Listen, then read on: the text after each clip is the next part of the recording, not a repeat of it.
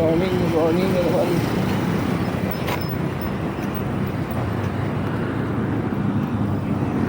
Also mga lods, nandito na naman tayo sa ano, sa Carmona mga lods. Sa Carmona tayo. At napasok tayo sa ating trabaho. Meron tayong rito mga lods, no? Ito kasi dito,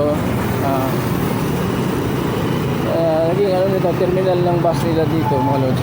Ayan yung jam liner na yan, hindi natin alam kung saan ang tatanungin natin mga lods sa ano, sa kanilang mga dispatcher kung saan ang exact na location nila, yung infill nila doon sa ano, kung saan simula rito mga lods.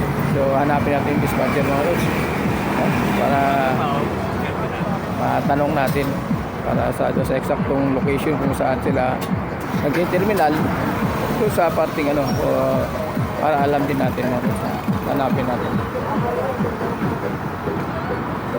Ayan, may nakita tayo rito mga lods na ano, yung siguro driver ito ng jam liner. Ayan, tanongin lang natin sa clip mga lods. Boss, may tanong lang ako. Saan ang terminal nito pagka mula rito papuntang ano? Saan ang destination nito? Binyan. Binyan? Papunta doon? Ito ba? Punta Manila. Oh, Maynila. Ayala tsaka Ilarte. Ayala tsaka LRT. Bundia. Buendia. Yun ang terminal niya doon. Oo. Dalawa. Mula dito. Ano ito tuwing umaga lang? Tumaga lang dito. Tuwing umaga lang dito. Pagka sa hapon wala na. Wala na dito. Doon na sa ano. Doon na. Pabalik na rito. Oo. Okay, thank you. So yung mga lods, tuwing umaga lang pala sila rito mga lods. Pagano, pero ang ruta nila to Buendia. Ayun, cruising, no? So yung mga lods, yun yung ano dito, yung jam liner. Ayan. Para sa kaalaman natin lahat mga lods, yan ang ano nila, ang destination nila from dito sa paikot ng Binyan, tapos dito lang yung terminal sa tuwing umaga lang yan mga lods, tuwing umaga lang. Ayun, nakausap natin yung isa sa mga driver ng jam liner. Tuwing umaga lang, pagka sa hapon wala na mga lods. Sa hapon naman, doon naman sila manggagaling papunta rito. Parang drop by na lang mangyayari. Drop by na lang yung mga pasaheros.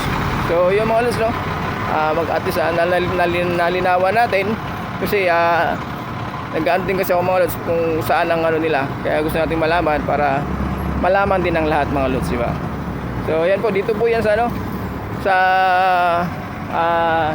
gilid ng Carmona Market mga lods, no? Sa gilid ng Carmona Market tayo. So ayan mga lods, no? Thank you very much po sa atin. God bless po. Bye bye mga lods. Thank you very much.